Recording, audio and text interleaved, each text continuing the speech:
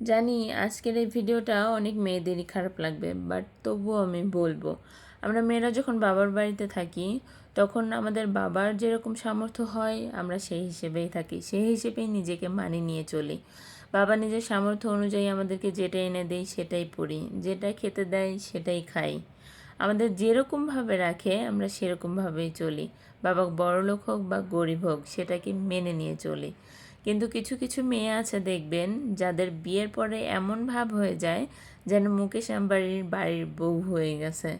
তার ফ্যান দিয়ে আর চলে না, তার এসি লাগবে। সে আর নর্মাল কাপড় চোপড় পরবে না, তার ব্র্যান্ডেড কাপড় চোপড় চাই। সে আর নর্মাল দোকানে কাপড় চোপড় নিতে যাবে না, তার শপিং মলে শপিং করতে হবে।